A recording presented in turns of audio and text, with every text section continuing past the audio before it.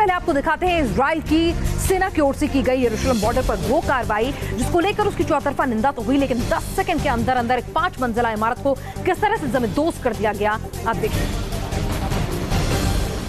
इस बड़ी इमारत में अचानक शोले उठे और 5 सेकंड के अंदर कंक्रीट का ये मजबूत ढांचा मिट्टी में मिल गया। जिसने भी बारूदी एक्शन देखा वो मानो सहम गया। एक बड़े धमाके ने इस इमारत के वजूद को हमेशा हमेशा के लिए मिटा दिया। इस धमाके की वजह थी यरूशलेम और फिलिस्तीन बॉर्डर पर इजरायली फौज की कार्रवाई। दरअसल बॉर्डर पर बनी सैन्य चौकियों के नजदीक बनी इमारतों को इजरायली फौज गिरा रही है। दुनिया ने इस एक्शन की आलोचना की है, लेकिन इजरायली फौज आगे बढ़ी और जो ठाना था उसे अंजाम तक पहुँचा दिया। तो दिखाते हैं किस तरह से जलती कार में एक हैरत अंगेज रेस्क्यू ऑपरेशन को अंजाम दिया गया। जलती कार थी, पलट गई थी। किस तरह से पुलिस वालों ने अपनी जान की बाजी लगाकर एक शख्स को उसमें से जिंदा बाहर निकाला, देखिए। सड़क पर उल्टी पड़ी जलती हुई कार के अंदर फंसा एक शख्स और कार की डिक्की के अंदर घुसने की कोशिश करता है पुलिस वाला। दरअसल कार बेकाबू होकर उल्टी हो गई थी और गाड़ी में आग लग गई। ड्राइवर को बचाने के लिए पुलिस वाले ने जैसे तैसे डिक्की खोली। आग की तपिश के चलते ड्राइवर सुध-बुध खो बैठा, लेकिन पुलिस वाले ने हार नहीं मानी। वो बार बार डिक्की से सामान निकालता रहा। आखिरकार इस बहादुर पुलिस वाले के हाथ ड्राइवर तक पहुंचे और उसने एक झटके में ड्राइवर को बाहर निकाल लिया।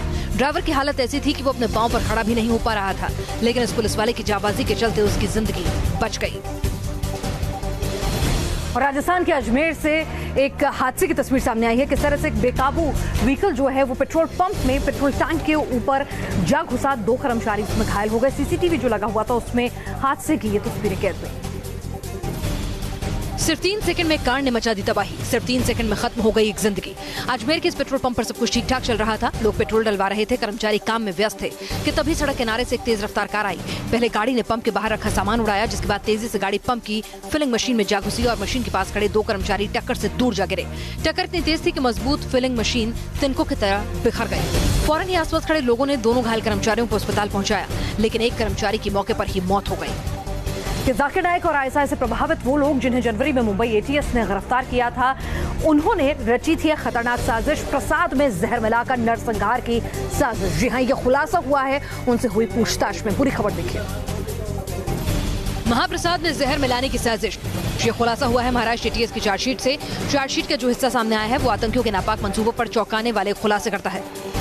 चार्जशीट के मुताबिक इस्लामिक स्टेट से जुड़े 10 संदिग्धों ने मुंबेश्वर मंदिर को अपना निशाना बनाया था। इनका इरादा मंदिर के महाप्रसाद में जहर मिलाना था ताकि बड़े पैमाने पर नरसंहार किया जा सके। जहर मिलाने के लिए उन्होंने पिछले साल दिसंबर का एक मौका चुना था जब मंदिर में पड़ी भागवत कथा का आयोजन किया गया था, लेकिन ये कामयाब नहीं हो सके। एटीएस की चार्जशीट में ये भी कहा गया कि सभी 10 संदिग्ध जाकिर नाइक के कट्टरपंथी भाषणों से प्रेरित थे। इन्होंने अपने गुट का नाम उम्मत मोहम्मदिया रखा था और कुछ के संपर्क विदेश में बैठे हैंडलर्स से भी थे। पाकिस्तान इस वक्त कंगाल हो चुका है और इमरान खान इस वक्त न सिर्फ झूठ बोलते पकड़े जा रहे हैं बल्कि वो डरे हुए भी हैं। हम आपको दिखाएंगे किस तरह से इमरान खान ने यह कबूलनामा किया है कि उनकी ही धरती पर 40 से ज्यादा आतंकी जो हैं पाल पोसे जा रहे हैं। लेकिन उससे पहले जरा रिपोर्ट देखिए कि आखिर इमरान इतने डरे क्यों है। एक तरफ हिंदुस्तान, दूसरी तरफ अफगानिस्तान और इसी से डरा है पाकिस्तान। ये था पाकिस्तानी फौज का वो डर जिसे इमरान खान ने कबूला और बताया अमेरिका में एक प्रेस कॉन्फ्रेंस के दौरान। इमरान ने कहा, पाकिस्तानी फौज को हमेशा से ये डर रहा कि वो पूर्वी हिंदुस्तान और पश्चिमी अफगानिस्तान के मोर्चों के बीच फंस जाएंगे। क्या यही वो डर था जिसके चलते पाकिस्तान ने तालिबान को पैदा किया और शह दी? क्या यही वो डर था जिसके चलते पाकिस्तान ने अफगानिस्तान में आतंक फैलाया? इन सवालों का जवाब हाँ ही है, क्योंकि इमरान खान बार बार ताल ठोक कर कह रहे हैं कि वो तालिबान से बातचीत कर लेंगे। And we hope that in the coming days we will be able to urge the Taliban to speak to the Afghan government and come to a settlement, a political solution. यानी इमरान खान साफ कबूल रहे हैं कि तालिबान से पाकिस्तान के रिश्ते हैं और ये रिश्ते इतने गहरे हैं कि तालिबान पाकिस्तान के इशारों पर चलता है।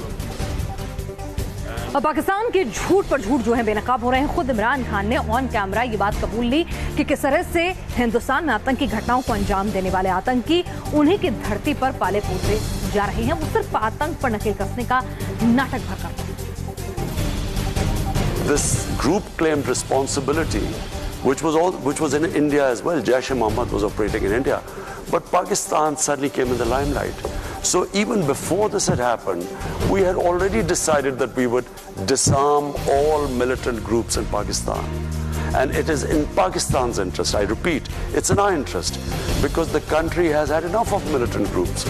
You know, we had ethnic groups, militant groups, we had In Balochistan, we still have militant groups operating. गौर से सुनिए इमरान खान का ये बयान, क्योंकि ये बयान पाकिस्तान की पोलपट्टी खोलता है। इमरान ने साफ कहा कि पाकिस्तान में आतंकी संगठनों की मौजूदगी रही है। जैश भारत में आतंकी गतिविधियों को अंजाम देता है। इमरान सरकार आतंकियों पर कार्रवाई कर रही है। अब तस्वीरों के जरिए इमरान के झूठ का पर्दाफाश करते हैं।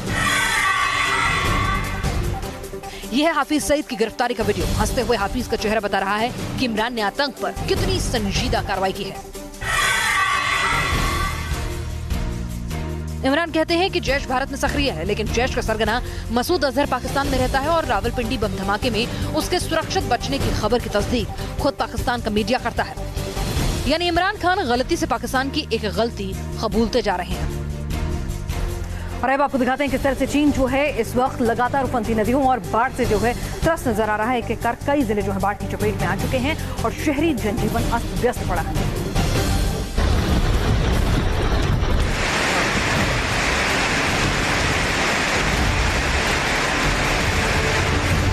कुछ ऐसी तस्वीरें गिंझो प्रांत से सामने आई। भारी बरसात के चलते पहाड़ों की मिट्टी दरकी और भरभरा कर जमीन पर आ गिरी।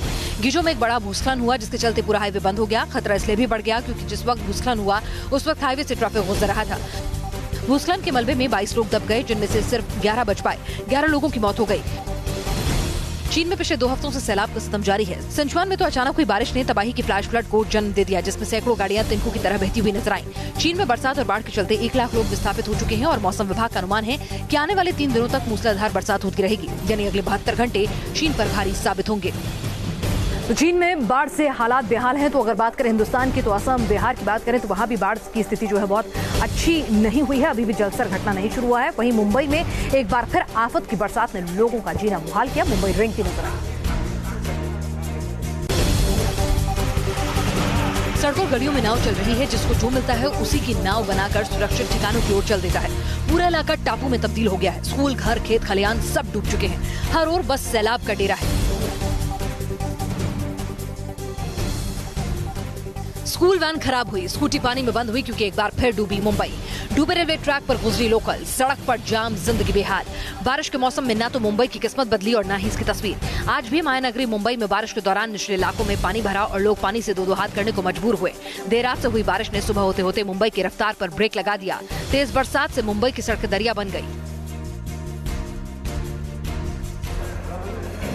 तस्वीरें असम के कोकरझार जिले की हैं, जहां हर ओर पानी ही पानी नजर आ रहा है। सड़क हो या दुकान, चारों ओर पानी का कब्जा है। सड़क पर करीब 2 से 3 फीट तक पानी नजर आ रहा है। कोकरझार में सोमवार को दोबारा पानी बरसना शुरू हुआ।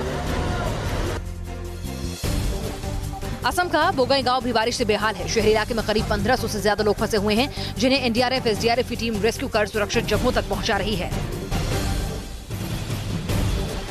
सिलीगुड़ी में भी बारिश ने बुरा हाल मचा रखा है। बारिश का पानी गलियों से होता हुआ लोगों के घरों में बसेरा ले चुका है। लोग लगातार पानी निकालकर अपने आशियाने को बचाने की कोशिश कर रहे हैं। आज सदन के भीतर उस वक्त जमकर ठहाके लगने लग गए जब अंग्रेजी का हिंदी मीडियम करने चले कांग्रेस नेता अधीर रंजन चौधरी। दरअसल बहस तो चल रही थी ट्रंप के उस विवादास्पद बयान को लेकर, जिसमें उन्होंने कहा था कि मोदी ने ट्रंप को न्योता दिया है मीडिएटर बनने का कश्मीर के मुद्दे पर। लेकिन क्या कुछ बोल गए अधीर रंजन चौधरी की इतनी गंभीर और गर्मागर्म बहस जो है हंसी के ठहाकों में तब्दील हुई। आप भी सुनिए।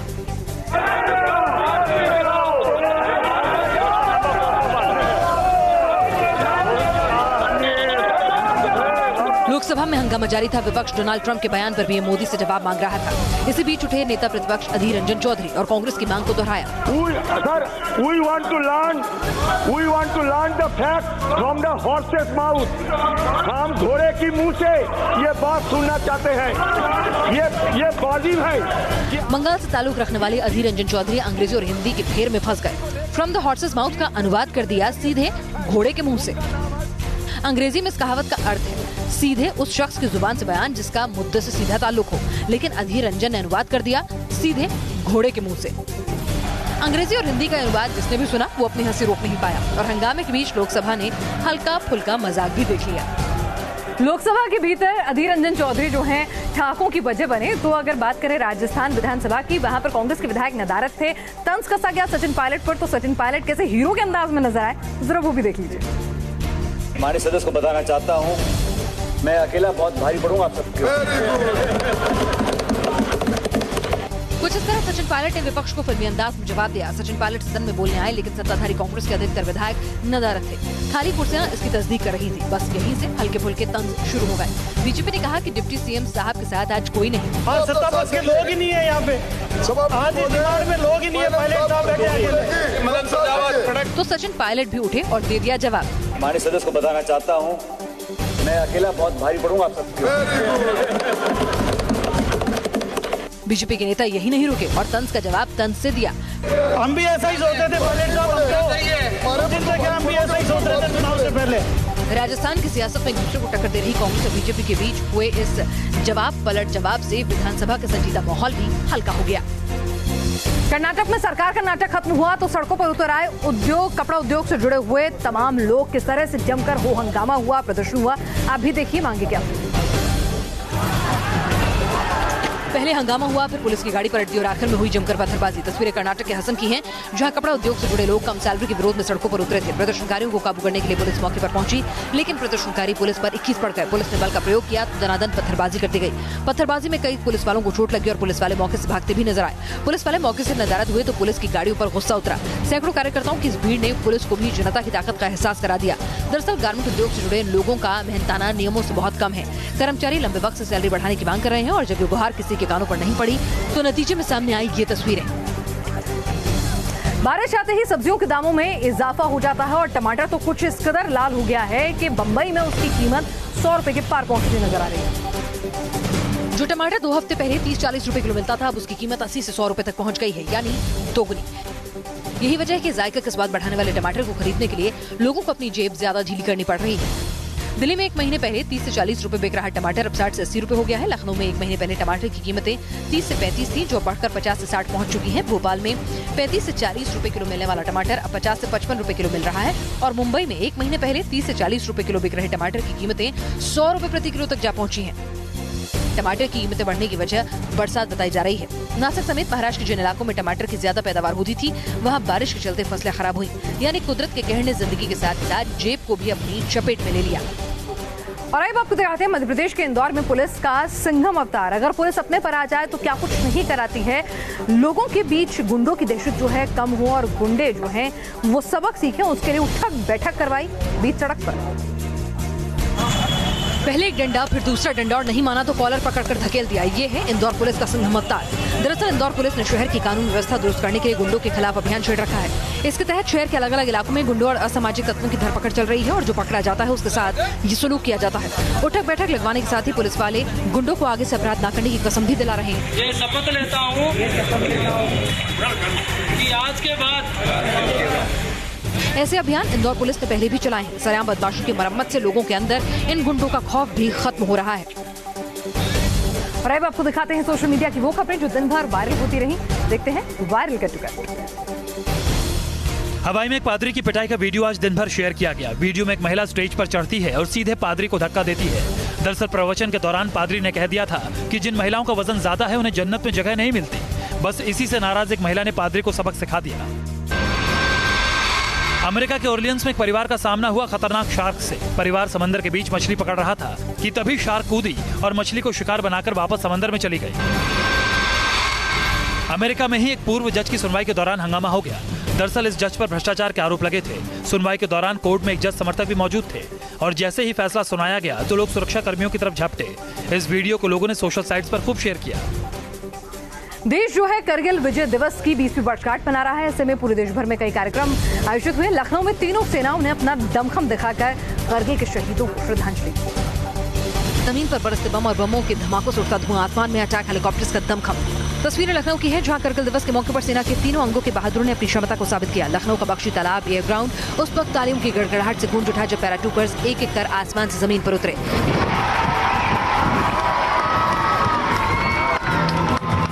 पैराट्रूपर्स के साथ ही पैराग्लाइडर यूनिट के जवानों ने भी बताया कैसे बड़ी से बड़ी चुनौती से वो दो हाथ करने को तैयार हैं। इस मौके पर लोगों के लिए एयरफोर्स ने छोटी सी प्रदर्शनी भी रखी, जिसमें लड़ाकू विमानों में इस्तेमाल होने वाले हथियार दिखाए गए। 26 जुलाई को करगिल दिवस है, वो दिन जब देश के शूरवीरों ने करगिल की चोटियों से घुसपैठियों को खदेड़ दिया था और 26 जुलाई को कुछ इसी तरह पूरा देश अपने बहादुरों को सलाम करेगा। आपको दिखाते हैं दुनिया की वो खबरें जो सुर्खियों में बनी हुई हैं, जो जानना आपके लिए जरूरी है। वर्ल्ड कट कर चीन के रक्षा मंत्रालय ने अपना व्हाइट पेपर रिलीज कर दिया है। रक्षा मंत्रालय की सामरिक रिपोर्ट माने जाने वाले इस व्हाइट पेपर में साफ कहा गया है कि डोकलाम का मुद्दा भारत और चीन के बीच समझदारी के साथ सुलझाया गया और दोनों देश आगे भी सहयोग के लिए तैयार नजर आते हैं। लेकिन साथ ही ये भी कहा गया है कि भारत और पाकिस्तान के बीच तनातनी दक्षिण एशिया में स्थायी हालात को प्रभावित करते हैं। सी ऑफ जापान में रूसी एयरक्राफ्ट पर दक्षिणी कोरियाई विमानों की फायरिंग को रूस ने सिरे से नकार दिया है। रूस के विदेश मंत्रालय ने बयान जारी कर कहा है कि इस किस्म की कोई घटना नहीं हुई। रूस के विमान तकरीबन 11 घंटे उड़ान पर रहे थे और इसी दौरान तनातनी की कथित घटना हुई थी। बांग्लादेश में बाढ़ का पानी उतरने के बावजूद लोगों की जिंदगी अस्त व्यस्त हुई पड़ी है।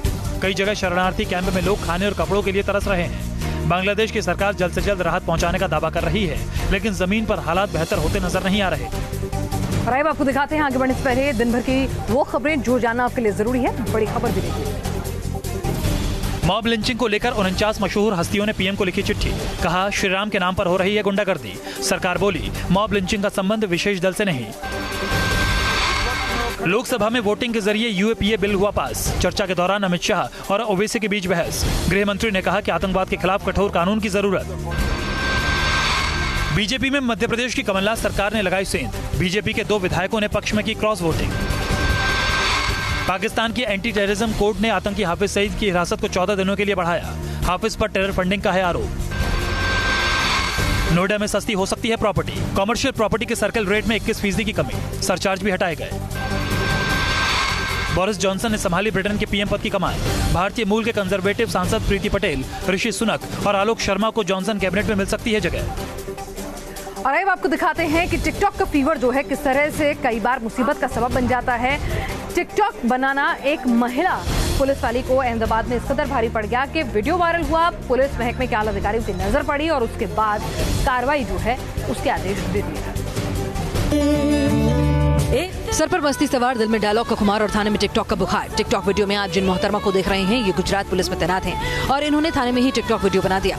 पुलिस वाली का टिकटॉक तेजी से वायरल हुआ और ये आला अधिकारियों की नजर में आ गया, जिसके बाद एसपी मेहसाणा ने इस वीडियो को लेकर जांच के आदेश दे दिए। कुछ दिन पहले ओडिशा की कुछ नर्स भी टिकटॉक के ऐसे चक्कर में फंस गई थी। इन नर्सों ने अस्पताल के नियोनेटल वार्ड में टिकटॉक वीडियो बनाया जिसमें सभी डांस करती नजर आई थी। इनका वीडियो वायरल होने के बाद विभागीय कार्रवाई भी की गई। तो हम आपसे बस इतना कहेंगे कि अगर टिकटॉक बनाना है तो कम से कम दफ्तर को ना चुने। हेलो।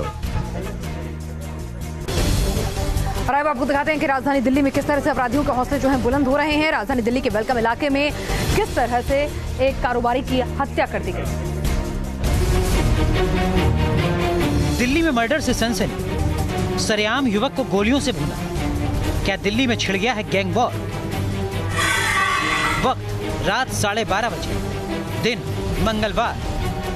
वेलकम थाने का दुर्गापुरी इलाका गोलियों की आवाज से थर्रा उठा।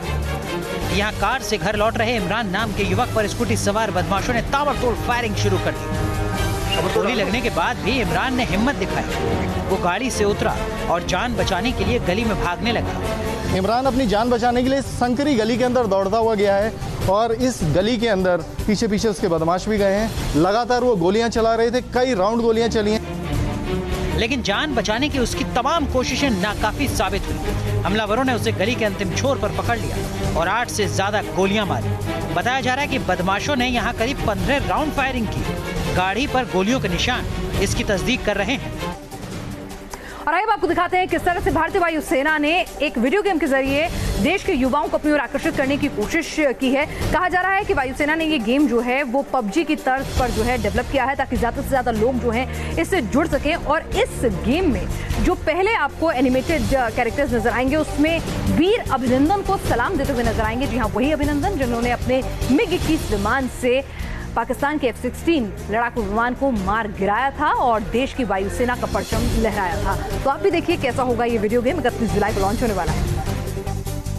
अभिनंदन जैसा स्टाइल, अभिनंदन जैसी वर्दी और तो और मुझे भी अभिनंदन जैसी। इंडियन एयरफोर्स की वीडियो गेम के प्रोमो के पहले हिस्से को देखकर लगेगा मानो वीडियो गेम से वीर अभिनंदन को सलाम किया जा रहा है। इंडियन एयरफोर्स का वीडियो गेम 31 जुलाई को रिलीज किया जाएगा और कहा जा रहा है कि ये गेम पबजी और फोर्टनाइट जैसे गेम्स की तर्ज पर तैयार किया गया है। इस गेम में आपको सुखोई की कलाबाजियां दिखेंगी तो साथ ही घातक Mi-17 हेलीकॉप्टर से फायरिंग करने का मौका भी मिलेगा।